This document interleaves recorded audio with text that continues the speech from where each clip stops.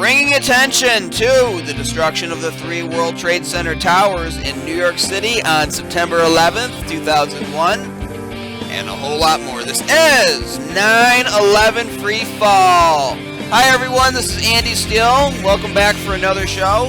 The interview today was with Francis Paglia. He's the producer of 9/11 Explosive Evidence Experts Speak Out.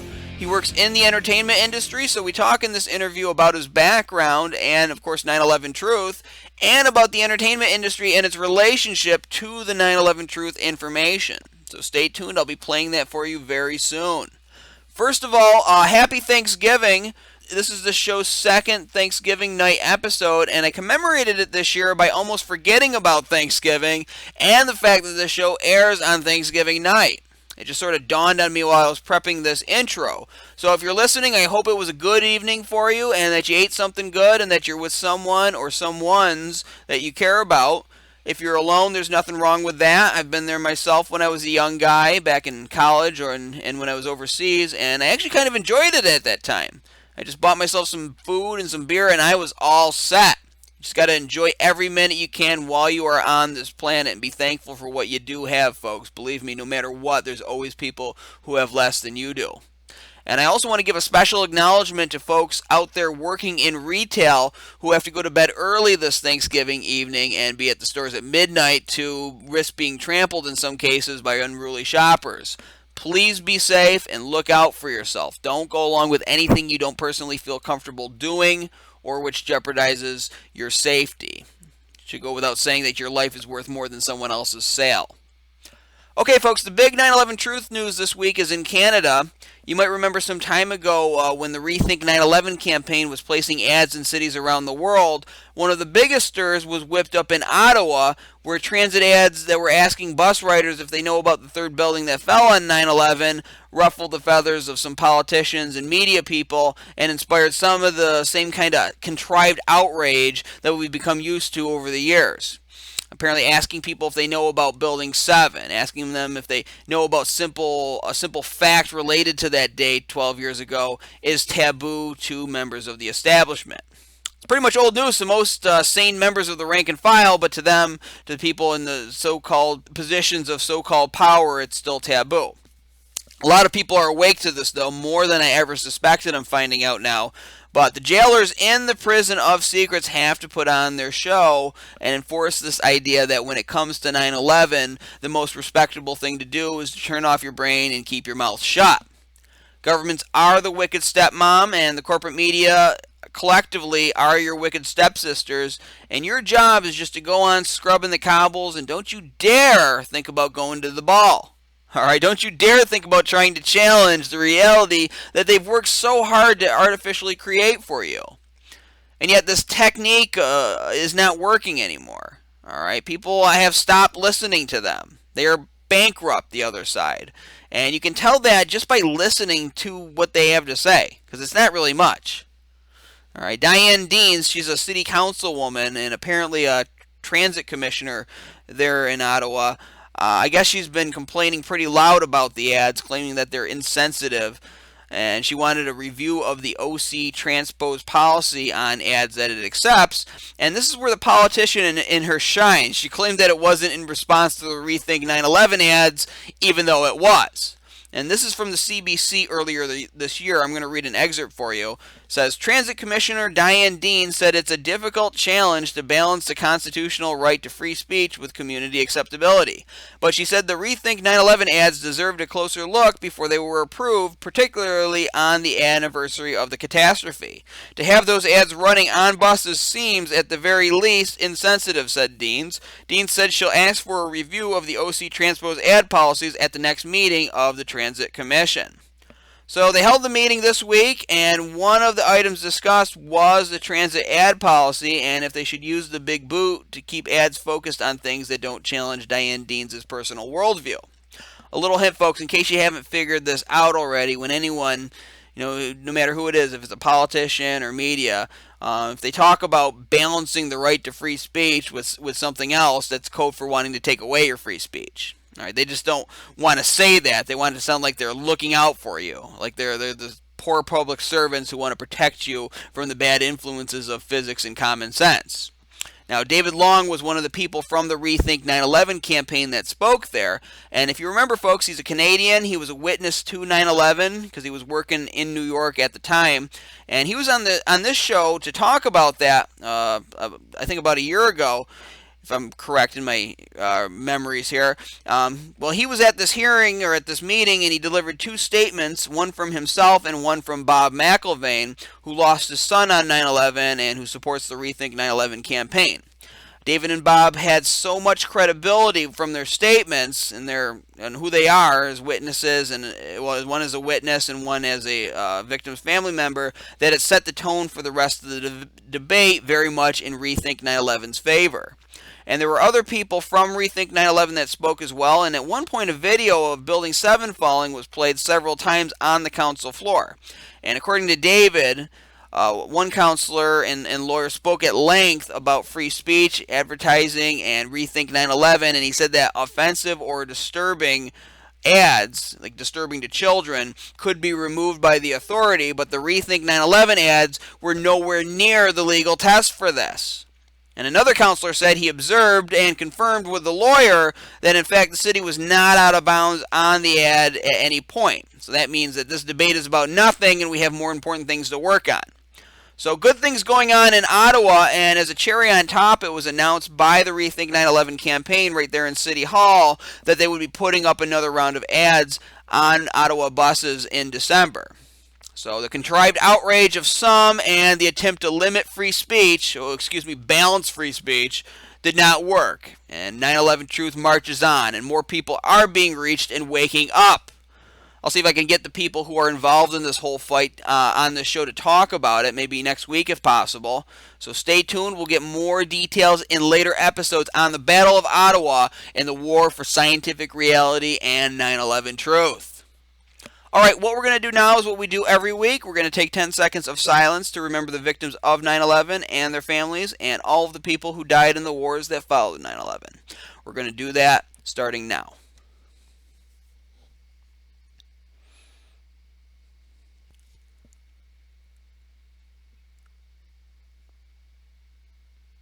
And that is 10 seconds.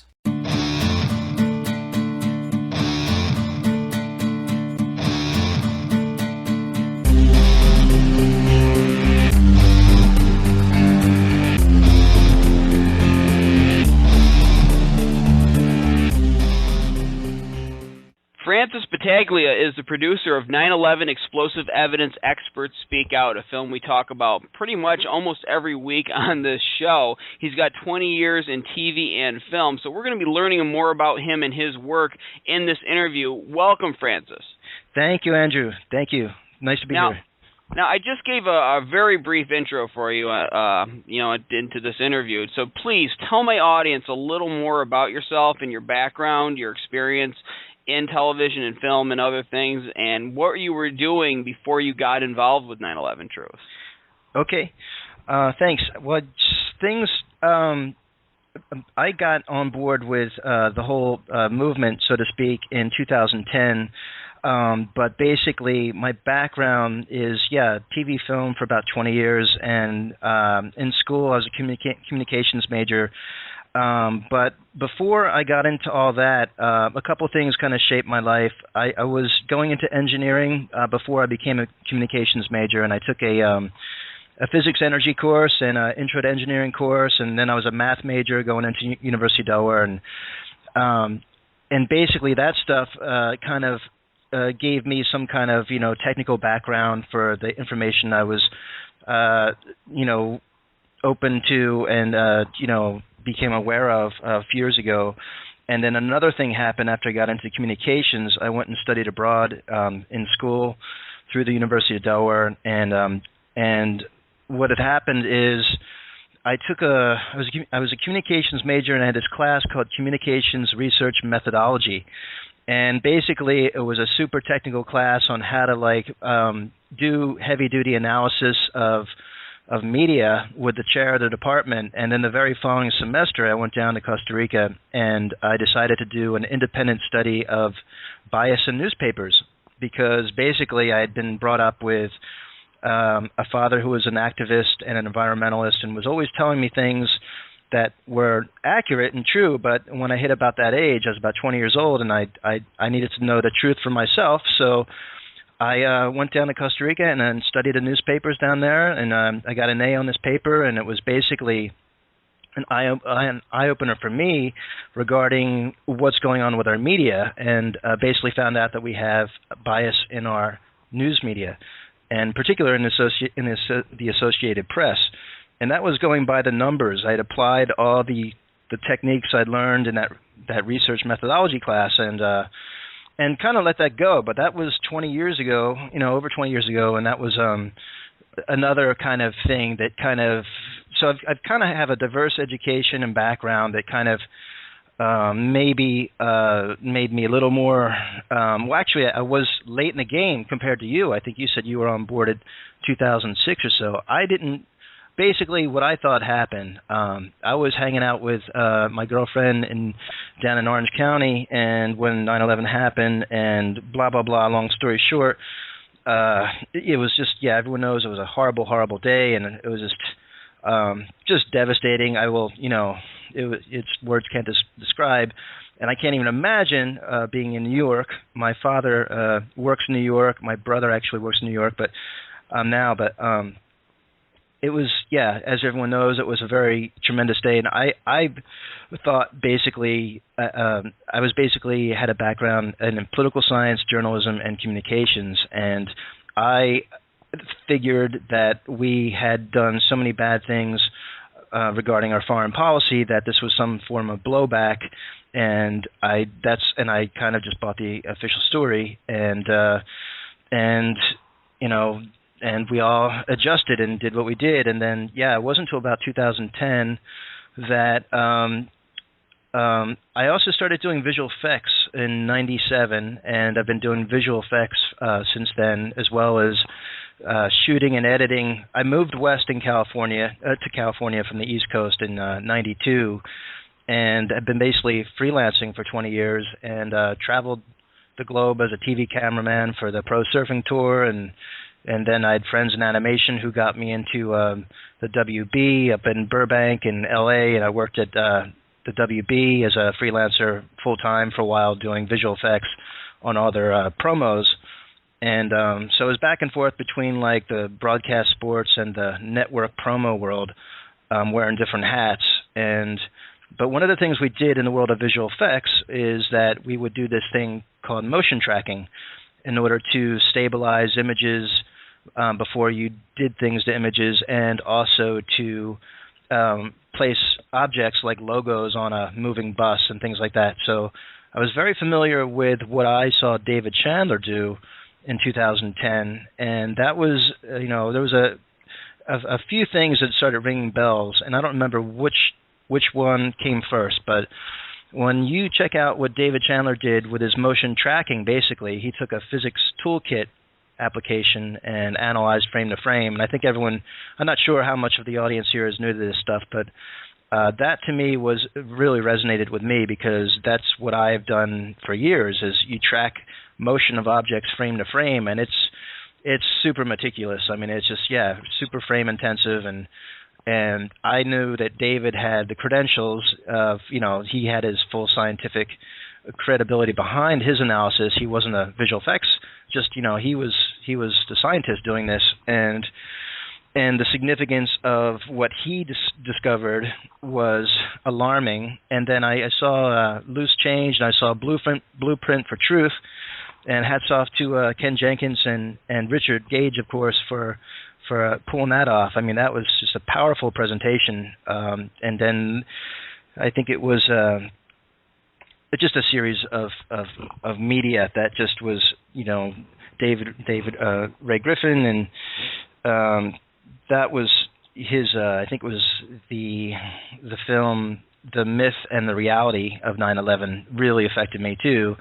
And so anyway, I spent about 3 months researching all of this, and having spent a lot of all-nighters poring over all the information, and just I couldn't believe it. I went through that a phase I'm sure many people have gone through, where you just can't believe what you're hearing. And also the most significant thing for me in the beginning too that really got me to start looking at this stuff more than anything else, I think, actually, was the 3 interviews I saw by architects and engineers for 9/11 Truth by 3 highly credible people that just was mind-blowing to me. And this was Lynn Margulis, who passed just a couple years ago, but her interview with AE 9/11 Truth, and Martin McGee, he was going around with Richard Gage shooting these interviews, so hats off to Marty for getting ESO started, Experts Speak Out. He was the original interview videographer, and so he had recorded interviews with Lynn Margulis, who was Carl Sagan's first wife, and she won the National Medal of Science under President Clinton for her work in basically looking at the evolution on a microbiology level, and super intelligent woman. And so her interview was fascinating on the scientific level. And then Dr. Bowman, Bob Bowman, who also passed more recently, and which is super sad. He was just an all-star. I mean, he has like 3 engineering degrees, I think 3 PhDs, a super rocket scientist guy who was basically the former director of the Star Wars program before Reagan, when it was still under Ford and Carter. So here's this guy he was also an interceptor pilot. So he was a jet fighter interceptor pilot, and then a former director of our Star Wars program with 3 engineering PhDs. And his interview was very influential as well. And the third person was a high-rise architect by the name of Robert McCoy, who is a super solid guy and knows his stuff. And he has, I'm trying to think offhand, his experience, he should know this, but his experience on building high-rise skyscrapers was super credible. So getting like those 3 perspectives that are super credible from different 3, a range of disciplines, and just really made me decide that I was really felt compelled to offer my support as an editor first and foremost, because I had been doing broadcast television and for 20 years, and a lot of it was post-production and still is post-production. So I got on board as an editor, and long story short, ESO was born. I mean, it was kind of they had recorded the interviews, and they needed to put this thing together, and so I jumped in and ended up being the producer editor for the project. And it was a pretty grueling process. It was very democratic, and it was over the web, and there wasn't that much experience on board with other folks regarding movie making. So and I was kind of at the end of the pipeline as the finisher or the online editor. I wasn't so much the offline editor, which is the more creative person on a project in general. So I was basically letting them call the shots because they had the technical experience as the architects and engineers.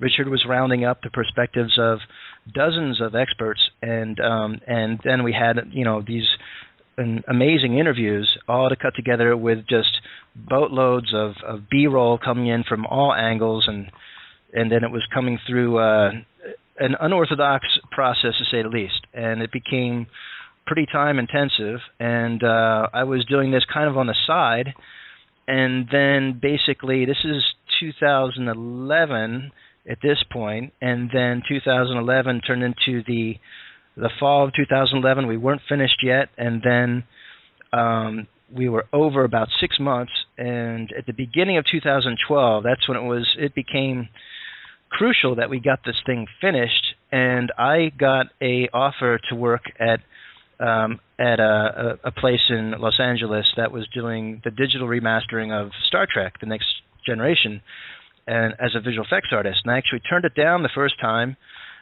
because I really wanted to get this thing done, and then they asked me in for an interview again, and so I went in, and I couldn't turn it down. It was a great offer, and as a freelancer, so it's hard to turn that kind of work down. So I jumped on board and was doing that for I think it was February through May, And we didn't finish until April. We didn't finish 9/11 Expert Speak Out until April of 2012. So there was a period of 3 months there where I was actually working a late afternoon into early morning at this facility in Los Angeles doing Star Trek, remastering the original TV shows from the 80s with the Next Generation with Picard. And that was just wonderful stuff, but it was actually easy compared to what we were doing with ESO. Our process was so unorthodox and difficult. But I would work on ESO after my shift, doing that, and then we finally finished around April, and Richard had lined up I think a 35-city U.S. tour in small theaters. And that was exciting. I got to go to a couple of the screenings, and but basically, yeah, we've been trying to do that ESO on the side and trying to keep the bills paid and whatnot, doing other projects, and it's just been a juggling act. So, but ESO, yeah, I think Sherry Burnson she was an executive producer at PBS in Colorado. They're kind of a maverick station, and they decided to run ESO as for a pledge drive. And to make a long story short, basically the national PBS website funneled it onto their website, and suddenly it became super popular through that funnel, and became the number one, or it was on the top 5 most watched, most shared programs all throughout the month of September 2012 on PBS on their website, which is pretty exciting. Anyway, so that's what happened with ESO, and it's really about penetrating the media bubble out there, and that's another topic I'd be happy to talk your ear off of. So I've been rambling a bit here, so go ahead. Sorry. No, I enjoy listening to it, and I want to thank you for your work that you did with ESO. And when you talk about doing your day job, what you do to make money and survive, along with doing the ESO work, that's what a lot of us do. People have their day jobs, and they have to juggle that in with the extra work that they're doing to try to awaken the masses about this explosive evidence. I mean, Yes. we're not being dramatic when we say that. It is explosive. It has a lot attached to it. And I want to go back to the very beginning of when you were talking. You mentioned that you had taken some classes in engineering. It makes me think back to when I was young, and I said, I'm going to be a fiction writer. That's what I'm going to do when I grow up. Why do I need to learn about math? Why do I need to learn about physics? I'm going to be writing about ghosts and UFOs and exciting science fiction stories like Ray Bradbury or Stephen King. Why do I have to learn about these things? Well, Andy, and I say this to myself now, it's in case some very bad people bring down the World Trade Center and Building 7, and you might have to be involved in helping expose it. That's why you need to learn about these things. And so I say this to the young people. This is why you need to have a very inclusive education growing up. Even if you don't necessarily like a particular subject, you should have a background in it just so that you're not taken for a fool in some future unpredictable circumstance that might come up. It's good to be well-rounded and to know a lot of different subjects. So you're a perfect example of that, somebody who's working in TV and film, but your background made you look into this information further, and now here you are playing a critical role, because ESO is such a critical movie in waking up the masses and bringing this information to everybody else. So again, I want to thank you for that. Now, obviously, you are in what is show business. You're part of the group of people that we see stream in credits after movies, or that we hear about on at the end of TV shows. You are in there. You are in that big soup that brings us the entertainment. So you must know other people in this field, and I'm not going to ask you to mention any names, but just generally speaking, what is the attitude of most people, whether they be the actors or artists creating content, or just the technical people in show business? What is the attitude of them to this topic? Are they even awake to it, talking about it? Do they even care? Well, there are definitely some wonderful people. Like, I didn't mention him yet, but Charles Ewing Smith. He was a sound editor for Pulp Fiction and a couple other Tarantino films. He was an executive producer on ESO, along with Richard, and he's one of the rare gems out there who's willing to put it on the line and And it comes down to that. I mean, I definitely ran into that myself, and I kind of shot myself in the foot, to be honest. I took off work pretty much to go to the ESO screening in LA, and I basically lost my job about a week later. So, and yeah, it was an honor to meet Ed Asner there. Ed Asner he's another rare guy, and he's out in the front line. So Ed Asner is my hero. I was marching in LA against the war in Iraq back in 2003 or so, I think it was, and between 2003 and 2006, I was definitely very active in recording marches in the streets in LA and documenting and making music videos out of it. And great, I was working with tracks from a great band from Canada called Pink Mountaintops with Stephen McBean, and Ed Asner just happened to be like rounding off the end of the rally, and with his tremendous voice and his vision, he was a force to reckon with back then, and still is. So hats off to Ed, he and Chuck, Charles Ewing Smith, and artists and actors for 9/11 Truth. And there are other people, if you Google that, artists and actors for 9/11 Truth, there are definitely some great people out there who are willing to, they found their voice and they're willing to speak their mind regarding this evidence. But for the most part, I would have to say that it is for a lot of folks who have families in particular. Like, I don't have any kids. If I had a family, I would probably be much more hesitant to speak up. But it's gotten to the point where I think it's crossed over into the mainstream enough now that people realize it's not a bunch of crazy people. It's actually based on high school physics and the laws of physics. That it's like, I mention Isaac Newton sometimes. It's like, well, did Isaac Newton, did he have like apples conspiring with gravity? It's like there's no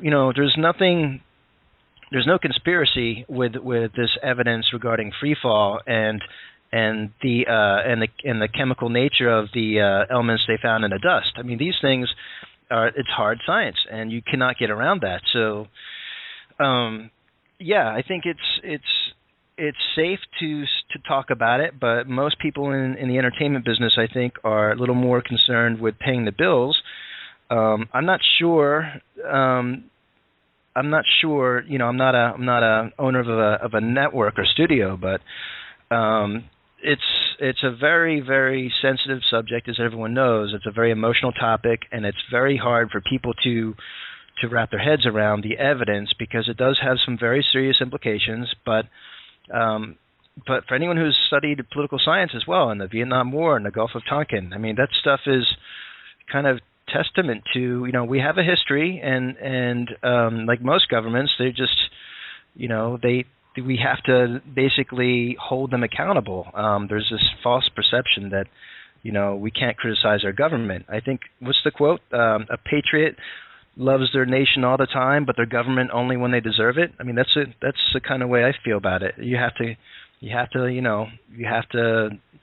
When Benjamin Franklin, what's his dissent is the greatest form of patriotism, that was Ben Franklin. I mean, it's important, and that's why I'm really big on challenging the media, even our best folks who typically are left of center, or liberal media, people like Amy Goodman and we have Rachel Maddow and others. I think it's really important to ask them significant questions and to kind of speak to the language. I think it's really important. I know there's a lot of people who have been calling in on the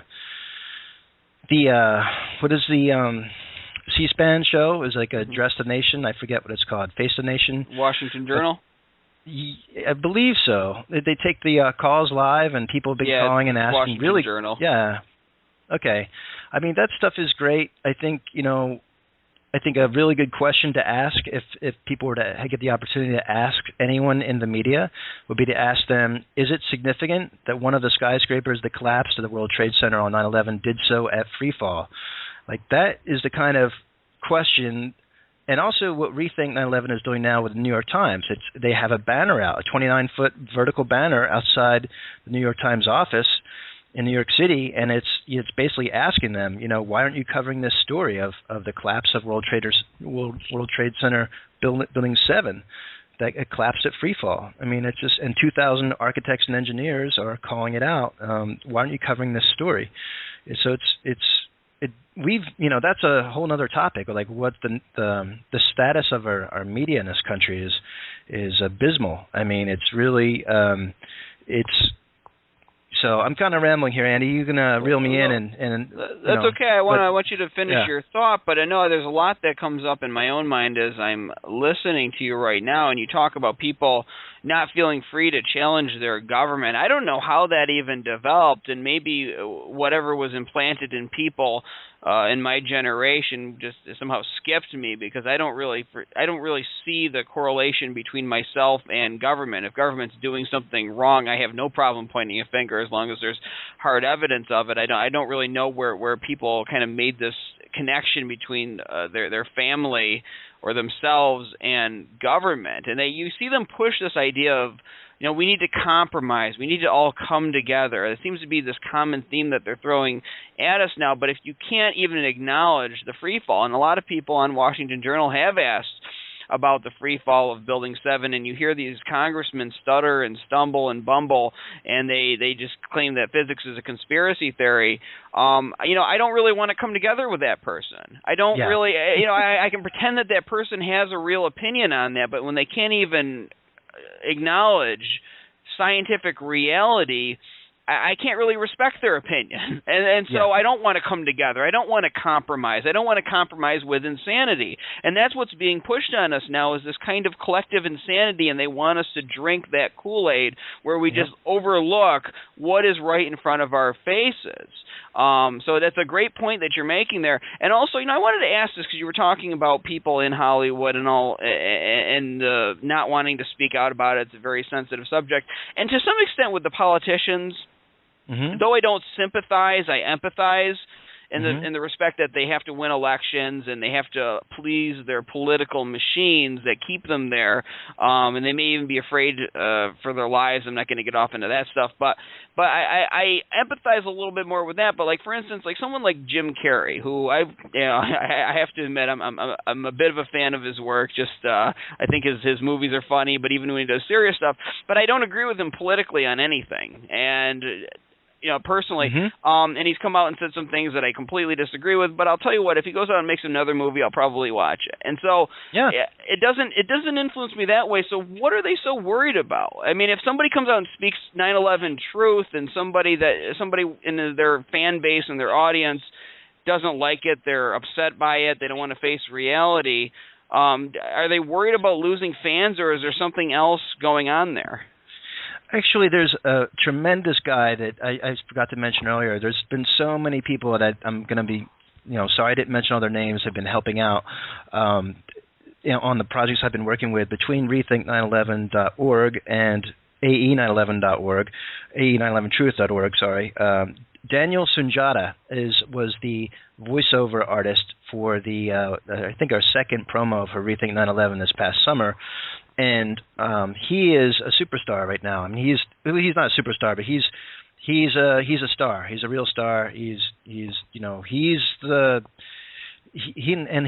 I think, riding that fine line between speaking his mind and basically not being too in the limelight for his employers to mind too much, because he's got a lot of clout. He's a very talented guy.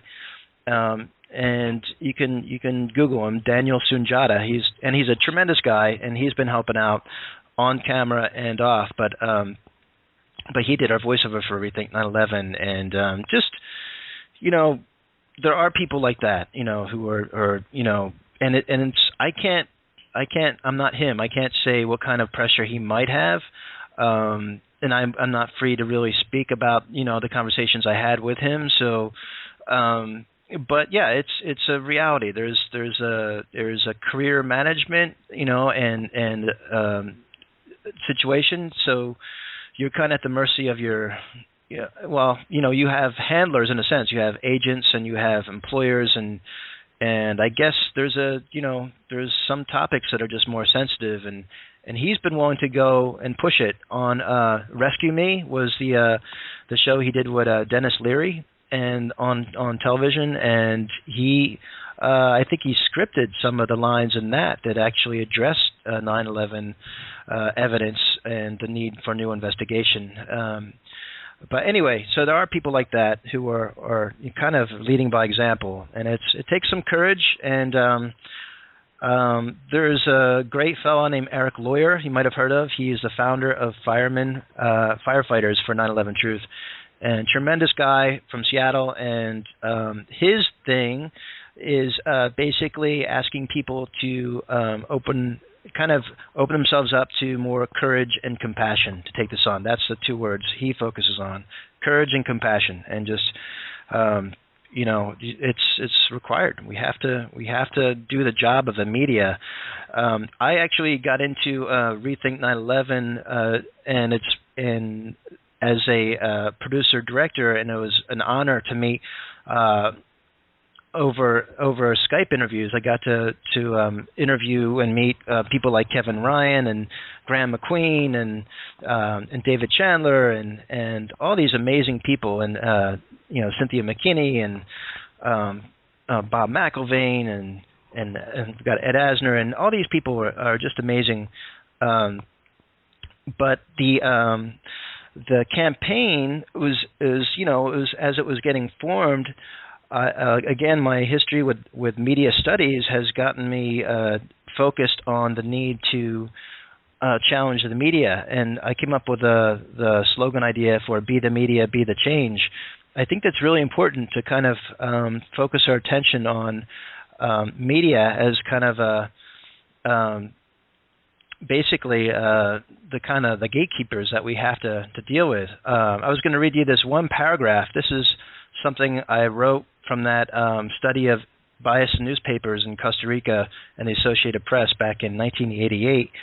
And it was basically coming to the conclusion that it's important to acknowledge the existence of differences in newspaper content, because the accuracy of the information we read in the newspapers is a significant, if not complete, source of our knowledge and understanding of what is going on in the world. In fact, there is little doubt that the mass media in general is a powerful motor of public opinion and political orientation. Significant, if not complete, source of our knowledge and understanding of what is going on in the world. That's our mainstream media, and so it's up to them to do their jobs, to give us real information. And when they give us false information, and there's no course correction there, we're just inundated with a false narrative. It's horrible, because it look what it's done. We've had 12 years of war. I mean, it's been it's a disaster on so many levels. I mean, we could go into it, but the trillions of dollars and then over 1 million dead. It's just a freaking disaster. And if we had a media, or if the media would wake up to this stuff, then we could course correct. But when the people are in the dark and they're getting fed false information, there's little hope that they're going to, figure it out and do all the, they're going to find shows like this one. There's going to be, you never know. It could always snowball. That's when it's been our objective too with ESO, is to get it. There's going to be a couple other PBS stations airing it, and there's a great new documentary that came out from Italy, the New Pearl Harbor, which is another tremendous documentary that everyone should check out. And like Kevin Ryan put out a great book called Another 19, and that's got some phenomenal research in that. I mean, there's some really great work being done out there that needs everyone's support. And when we all kind of take on the role of what the mainstream media is failing to do, then I think there's real hope.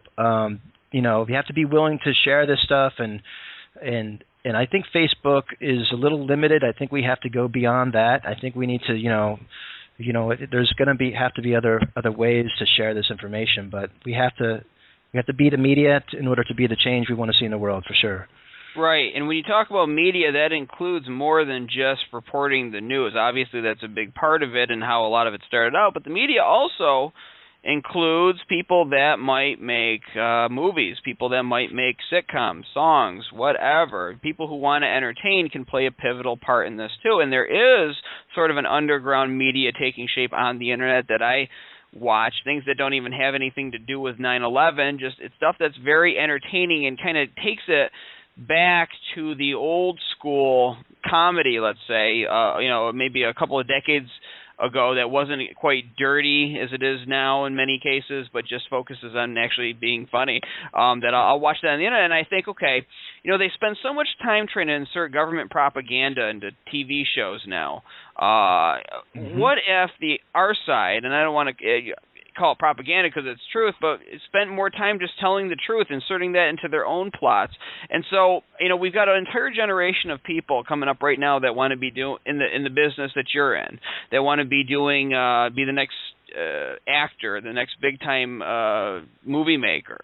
So what advice would you give to them in terms of being aware of this evidence and wanting to have a career and wanting to include this evidence, this reality, this truth in their stories and in their projects for the future? How can they go about doing that and asserting themselves so that we change the narrative that people are getting through the televisions and movies?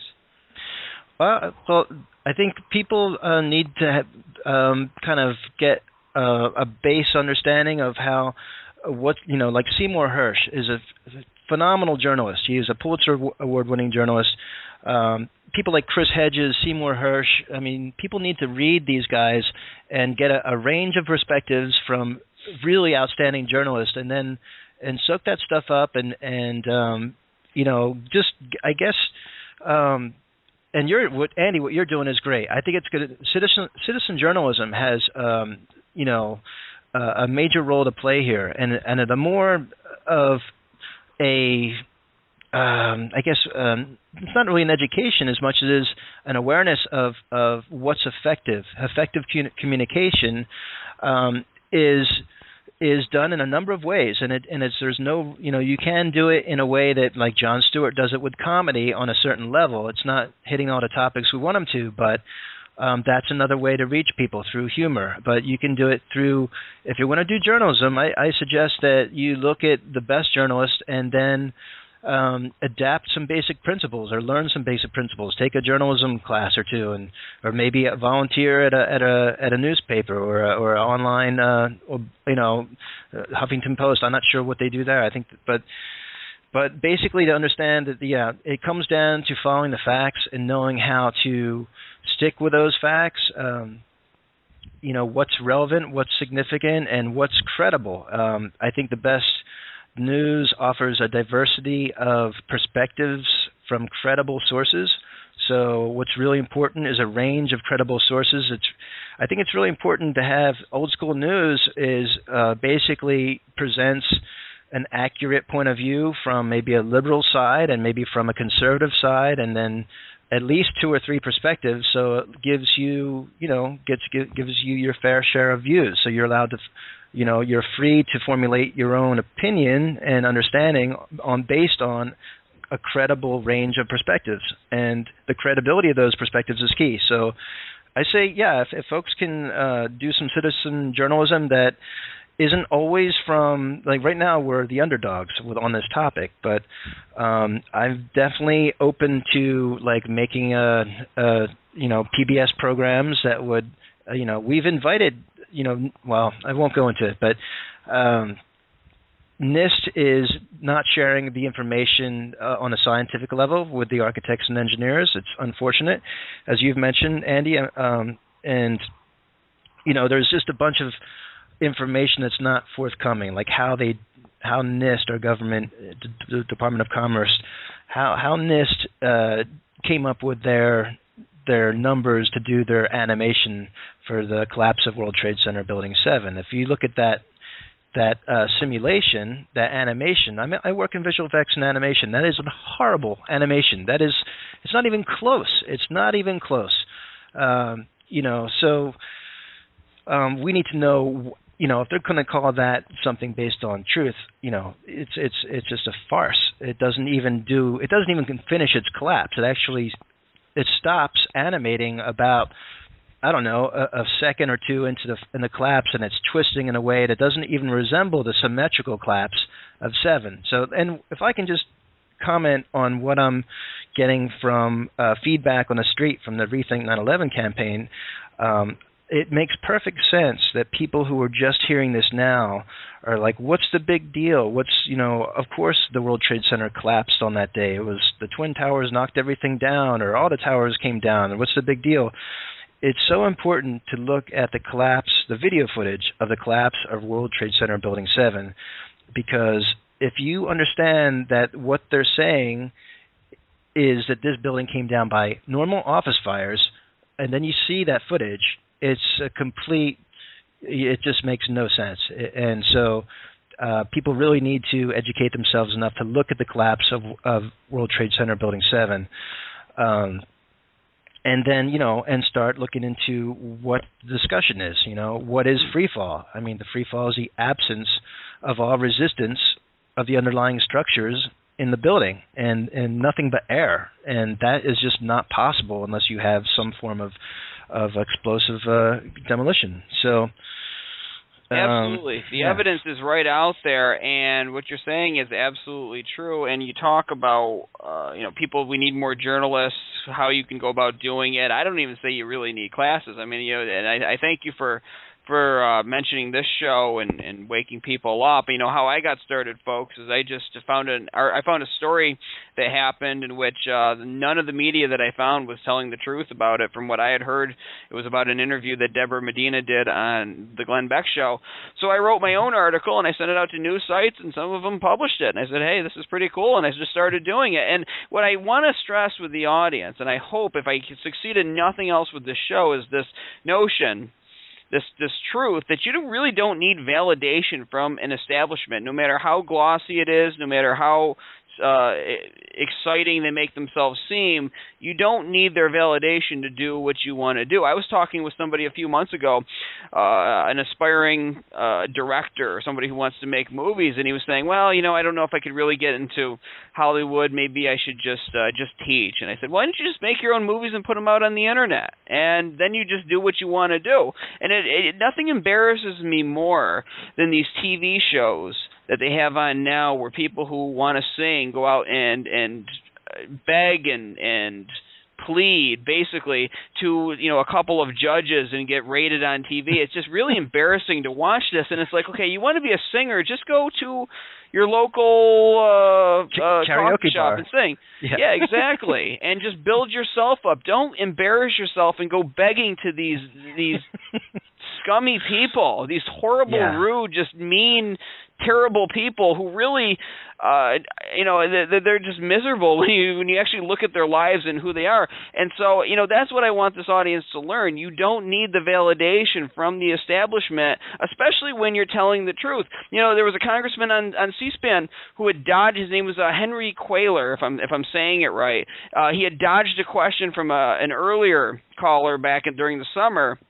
And then the next time he was on, another caller called him out on it and said, you eluded the question, and he lied and said, no, that must have been somebody else. I don't think he realizes that he's been on YouTube since the summer dodging that question. The reason I bring this up is a lot of these folks who are in positions of so-called power aren't used to being called out on their avoidance tactics, on their lies and manipulation. And so, the people who are supposedly in power really lose their stuff, for lack of a better word, when things go off script, especially when someone's just telling the truth. They really can't handle that. So you actually have more power than they do in our current situation, and they don't want you to realize that.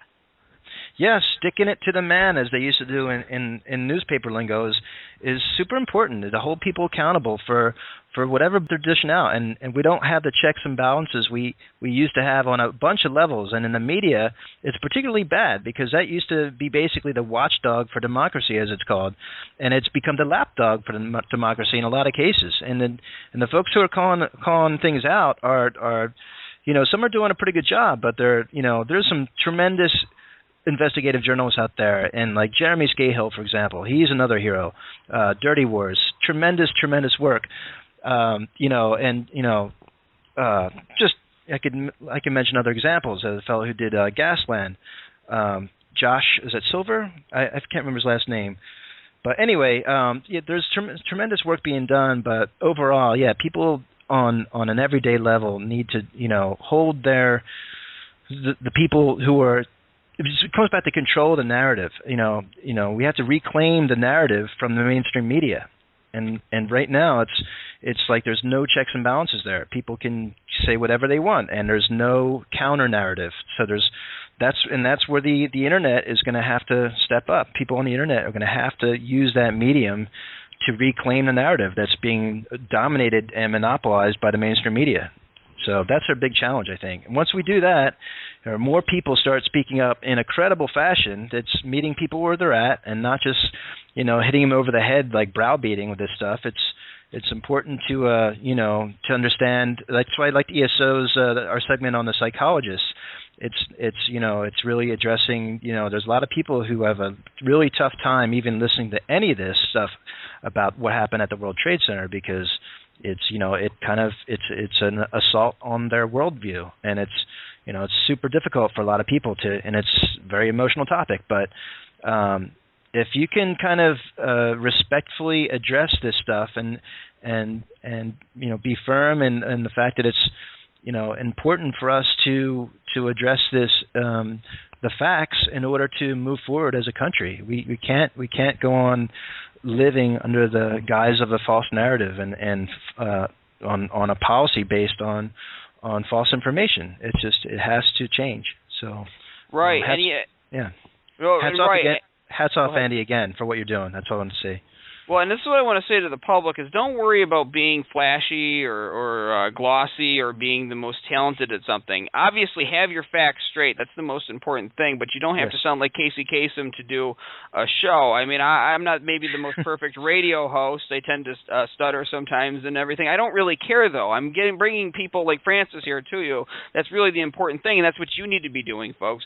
Engage. Don't worry about trying to be a wizard and presenting some kind of false reality like they do, because that's what they rely on. Their facts aren't straight, so they have to bring you the best voice, the most flashy pictures. You don't need to do that. All you need to do is tell the truth, and you can make a huge difference in doing that. And I make a challenge to anybody out there, any potential filmmakers, people who want to make movies, who want to be the next Steven Spielberg or the next Quentin Tarantino, whatever. I want you to make a movie about 9/11 truthers, about people who are fighting this battle. Come up with some fictional characters, make a movie, and send me the link. I'll bring you here on the show and help you promote it. Our Olivier made a movie, Operation Terror, about the plot, about what it would be like for the people who were conspiring to do the whole 9/11 plot. And is it the definitive word on what happened on 9/11? No, but it presents a lot of the information in a way that can reach a lot of people. And I'm going to tell you, a lot of rank and file folks who don't really get into listening to lectures or science or anything like that, that movie has actually woke them up to all of the irregularities in the 9/11 official narrative. So that is a very important piece of this whole movement and a tool that people can use to reach them. It's just different people respond to different things. Now, Francis, in our last couple of minutes here, I want you to tell our audience, what are you working on now? What kind of projects can we look forward to seeing from you in the future? Thanks, Andy. I don't want to say too much about what I'm working on because things are in development too. Basically, I'm working on a little project for rethink911.org right now, and I'm hoping to keep helping them out as well, and working with Richard Gage and the Architects and Engineers for 9/11 Truth. Still open to working on new projects with them.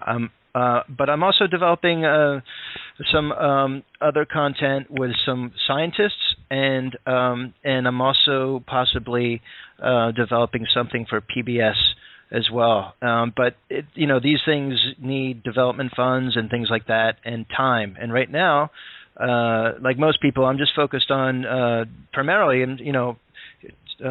paying the bills and doing what I have to do. But it's been actually really challenging trying to, as we juggle this stuff and dealing with, especially in the film and TV production world, as you know, doing things on a shoestring I'm not sure how shoestring you're on, but ESO is pretty shoestring, and we it'd be nice to be able to do these things at the next level, and so you have this dilemma of whether you want to do the fundraising for that, and then the whole notion that all this stuff needs to be funded, but yet it's a topic that it should be self-evident. People should just be able to fund this thing without any I don't know. I hate the whole money equation is what I'm trying to say. The money equation on this topic is hard to deal with because I just feel it doesn't feel right asking people to help me fundraise for a movie, But then again, you're stuck with doing something on a shoestring, and it looks like it, at times. So that's the dilemma I'm at. Do you want to keep developing new projects and really reach more people with a higher quality program, or not? That's the kind of fence I'm on. So, but thanks, Andy, for asking. And I have a funny feeling just a matter of time, and I'll be happy to tell you more as I know. So I can't say more than that right now. Well, that's fine. We don't want to. I don't want to jeopardize the operational security of stuff that is going to work and is going to be very helpful in reaching many people, like ESO was. And obviously, folks, keep track of Francis. You can Google his name, and if he comes up with another project, something else, we'll have you back here on the show to talk about it. I want to thank you for coming on 9/11 Freefall, and good luck with all the work you're doing. Thanks for listening. Remember, you can hear this program every Thursday night on No Lies Radio at 10 o'clock Eastern, 7 o'clock Pacific. You can also download MP3s of this show by going to 911freefall.com. There on the left-hand side of the page, you'll see it says download MP3s of the episode. This is Andy Steele saying have a great week and good luck.